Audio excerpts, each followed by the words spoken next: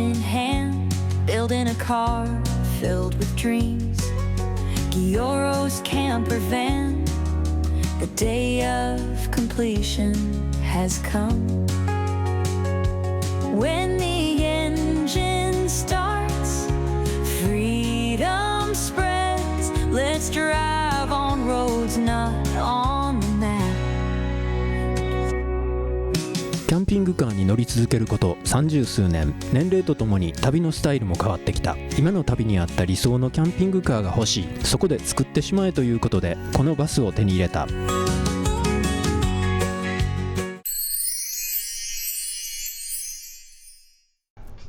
この出入り口の上、ここなんですけど、これ旅の最中に突っ張り棒を買ってバーを2本通したんですけど、ここね、タオル干したりするのにね、めちゃめちゃ都合がいいんですよ。ここ前はこっちのマルチルームの中に引っ掛けてたんですが、ここのね引っ掛けるものもいるんですけど、ここだとねあんまり風が抜けない。だからね結構タオル臭くなっちゃうんで、こっちがいいなということでね、ここ今突っ張り棒2本つけてるんですけど、これもちょっと見場のいいようにねなんか考えていきたいと思います。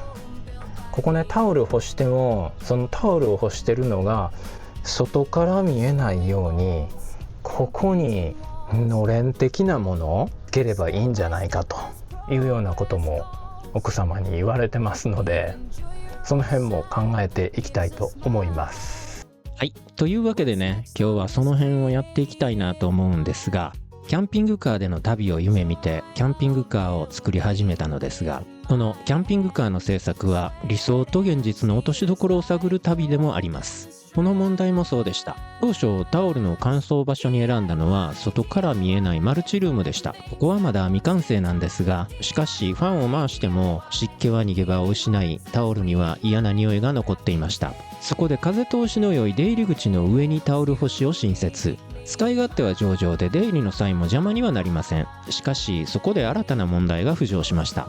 ドアを開けると外から丸見えになる生活感です。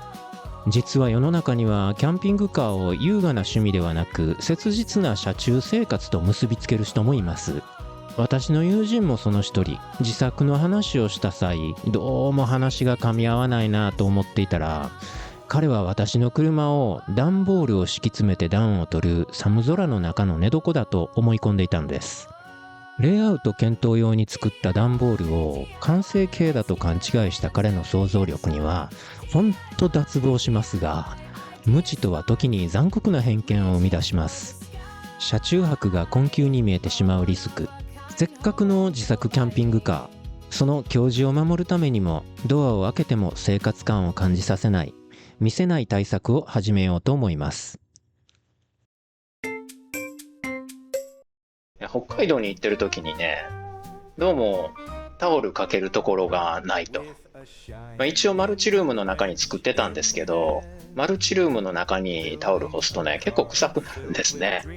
それでもうちょっと空気が流れるところにタオル掛けを作ろうということでですね、一番邪魔にならないところっていうのを考えた時に、ちょうど入り口の上に干してると、そんなにね出入りするのにも邪魔にならないんで、入り口の上にねタオル掛けを作ったんですね。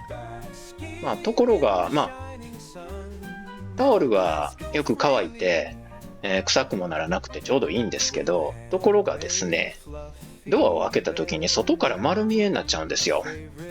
それでね、あまりにもタオル干してるのが丸見えになると、なんか生活感が出ちゃってね、あまりかっこよくないなと思って、それでのれんを作ってもらいました。既製品を買ってね、長さをカットしてもらったんですけど、無地なので、これね、せっかくチャンネルのロゴっていうのがあるので、これをね印刷して貼り付けようかなと思って、今試しに普通の、ね、これは普通の PPC ですかの用紙に印刷して置いてみました。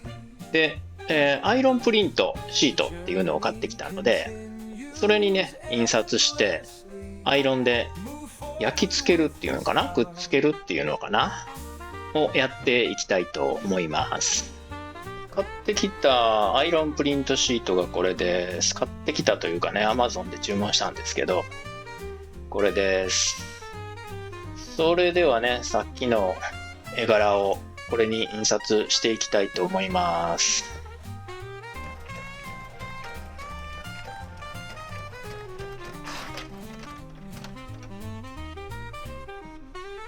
はい、印刷できました。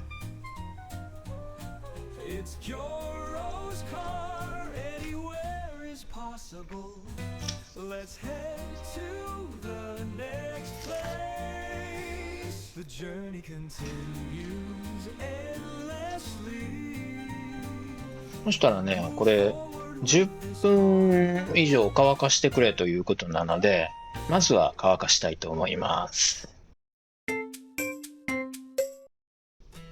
はい、インクが乾いたんでね、周り縁を切ってきました。これで合わしましょうか。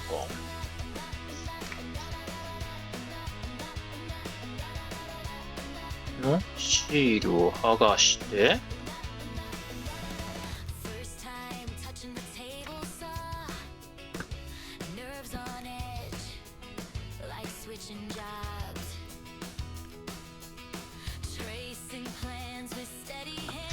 そしてテフロンシートを真ん中あれや、ここにしようか。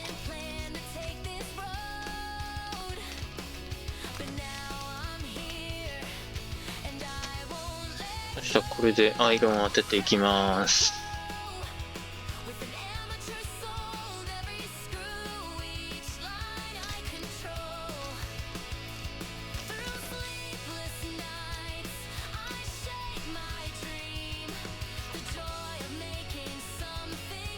一箇所に5秒ずつぐらい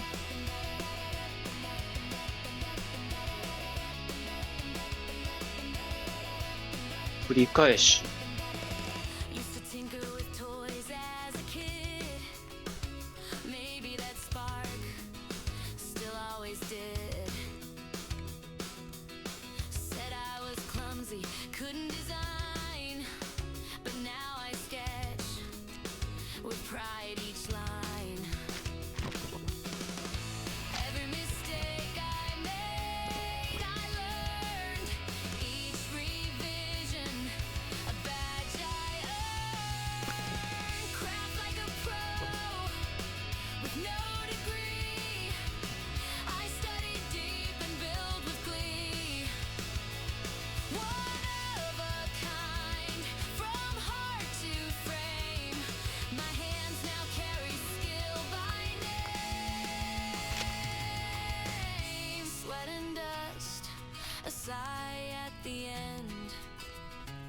every step a trusted friend.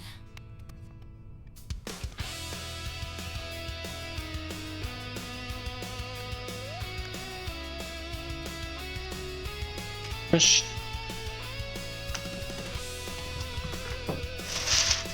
なもんかな。ちょっとこれは何やりすぎ。ちょっと温度が低い気がするね。これ何や。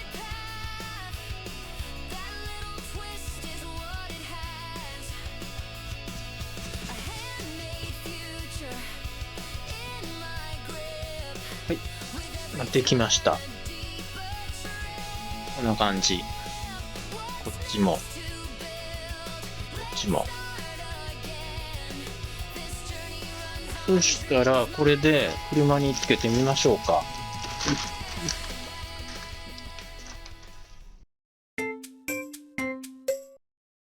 はい、そしたらね、これね、取り付けていきたいと思います。こいつがのれんをして、外がね表になるんで、これ今裏から見とったら何も見えねえって感じやな。よ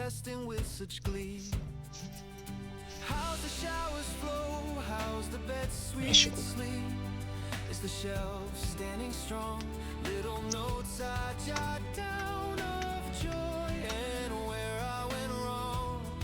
はい。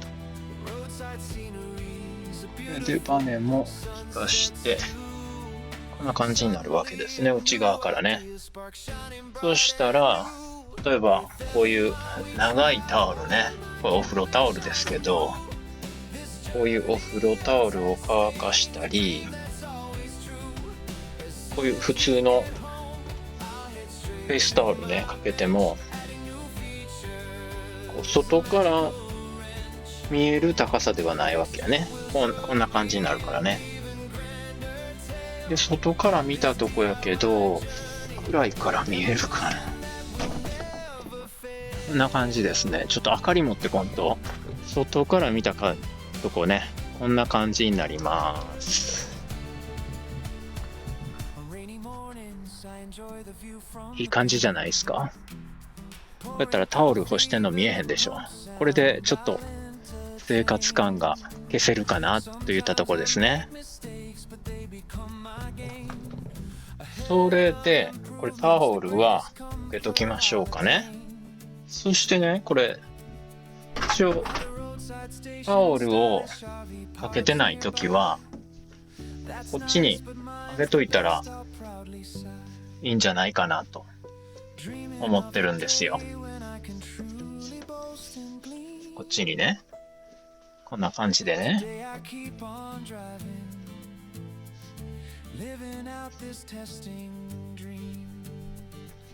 そしてこれはここに止まるんかね。止まれん。無理か。こっちやったら止まる。ここやったら止まるんか。じゃあもうちょっと大きいこのランドリークリップ買ってこんとダメですね。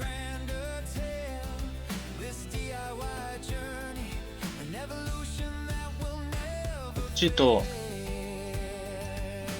とりあえずこんな感じでここにピッて止めたいですよね。大きいのを用意しましょう。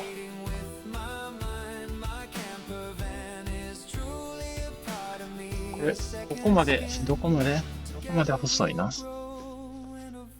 あ、ここまで細いのね。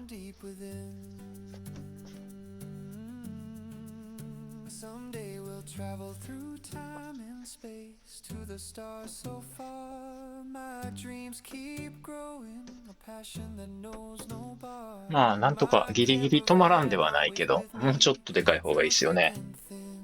はい。ということで、ここにねタオルを干した時の生活感が外から見えないようにするのれんね、はい、チャンネルロゴ入りでできました。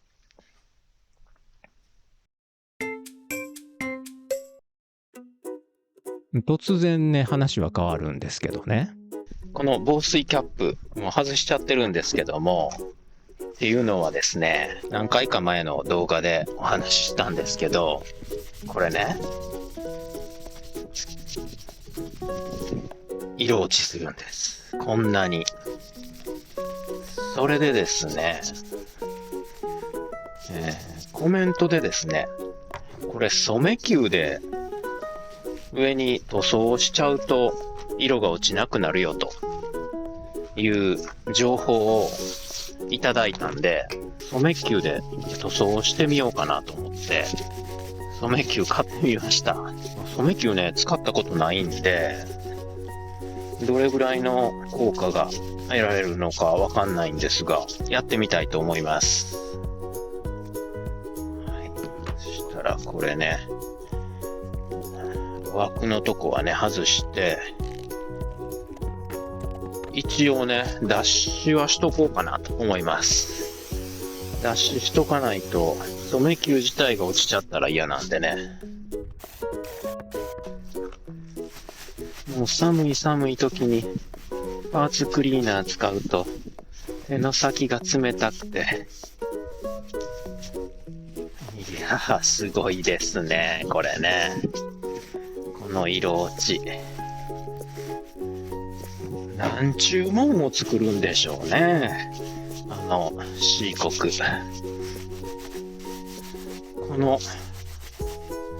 この製品も、ベネズエラからの石油でできてるんですかね。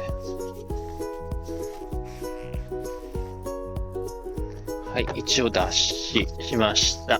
もう手が黄色くなってもた。手洗ってきました。パーツクリーナーがね、もうちょっと乾いてないかな。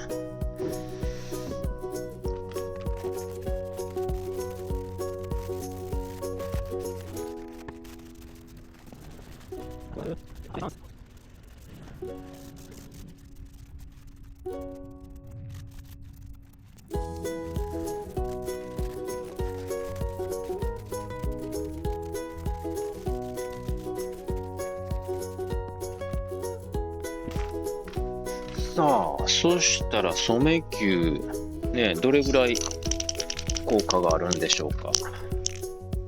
これあんまり冷たいとあかんのかな、大丈夫かな。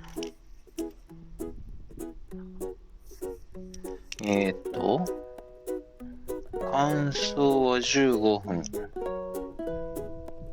軽く塗り重ねて3回から4回。そんなにあるんかな、量がね。温度のことについては何も書いてない。ちょっとお湯で温めときましょうかね。あんまり冷たいと問題ですよね。ちょっとお湯につけてね、人肌程度、人肌よりちょっとぬくいかなぐらいに、40度ぐらいあるかな、これやったら。40度ないか、38度ぐらいの感じかなに温まってます。これなら大丈夫でしょう。染め球塗装やってみたいと思います。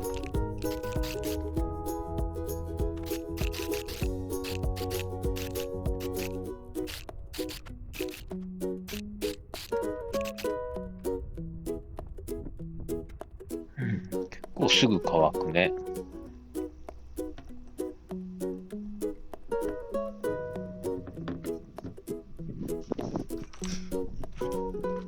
よいしょ。そしたら中。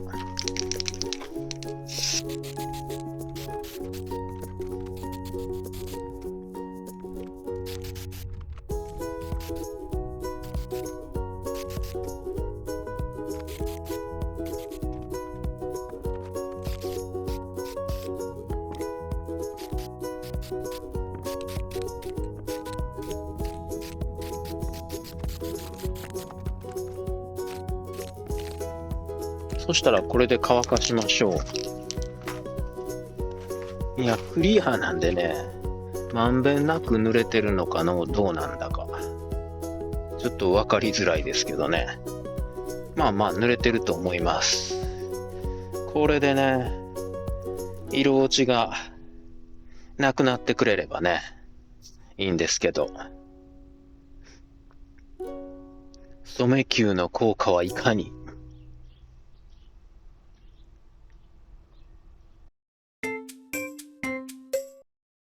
1時間ぐらい経ったかな。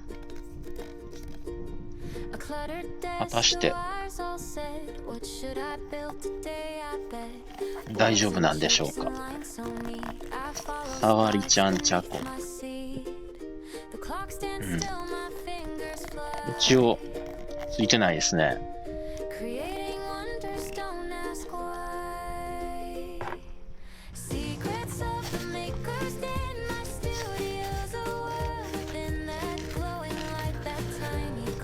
お、ついてないぞ。あ、いけたんじゃないですか。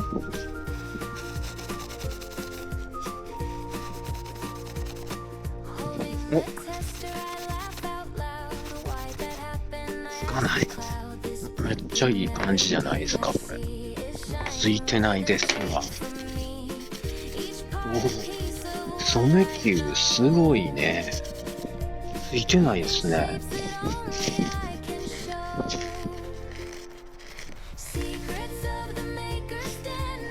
いいんじゃないです？全くつかないですね。あ、すごい。すごい。染球ってそうなんですね。すごいね。革を染める塗料だと思ってたんですけど、こんなんにも使えるんですね。初めて知りました。ありがとうございます。教えていただいて。そしたらこれ早速コネクターにつけていきたいと思います。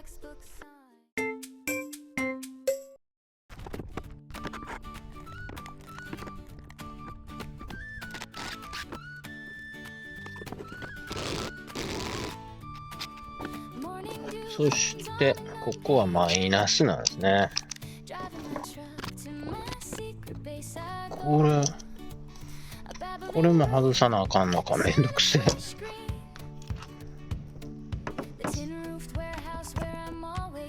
これで通るかな。はい、通りました。あ、でもこっちが通らんのか。通らんか。通りませんか。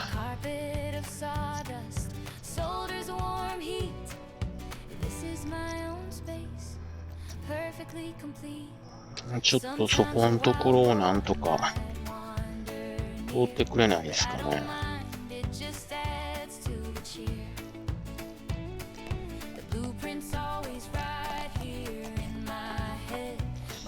なんとか通ってくれました。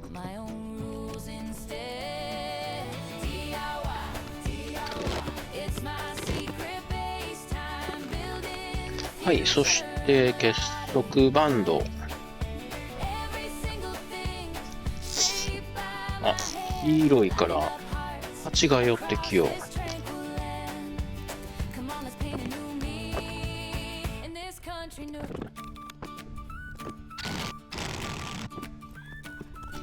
そしてこれが場所が分かりにくいんですよね。ネジのここ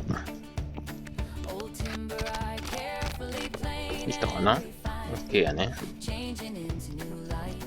はい、そしたら防水カバー付きになりました。はい、もう一個ねやっていきます。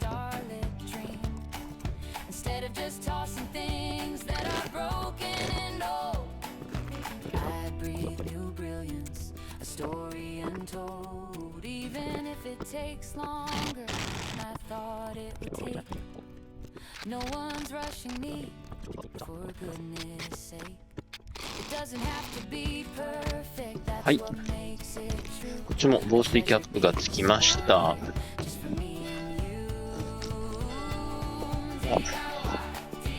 教会の12時の鐘が鳴ってますわ。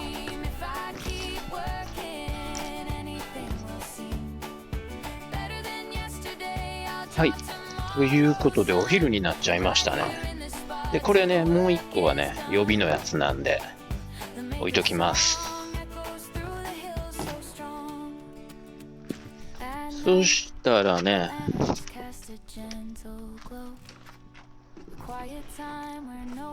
これが出来上がったんで、ちょっと車の方に挿してみようかな。よいしょ。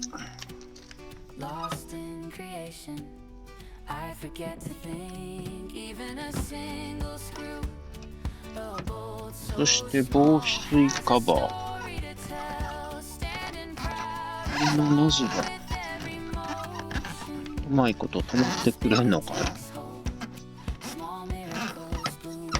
これのネジがいまいち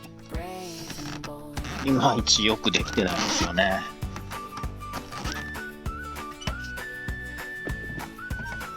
よいしょ。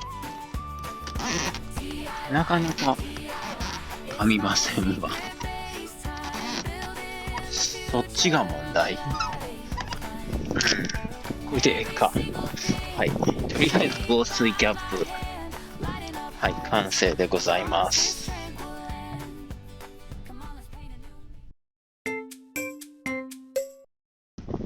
はい、そしてですね、この前、ケーブルを作った時に、端っこ30センチ残した三つ股の先っぽの部分ね、延長コードのね、これのケーブル30センチ残して、実はこうなりました。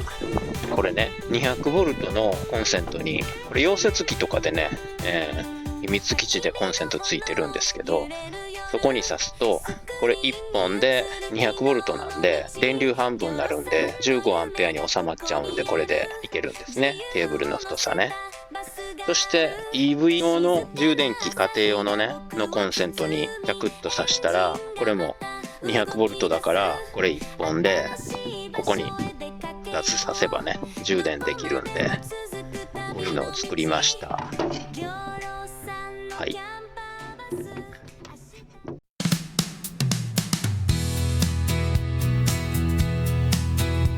車中泊、キャンプ、旅、登山などのアウトドアの動画はサブチャンネルにアップしています。こちらのチャンネルもぜひ見てくださいね。チャンネル登録もよろしくお願いいたします。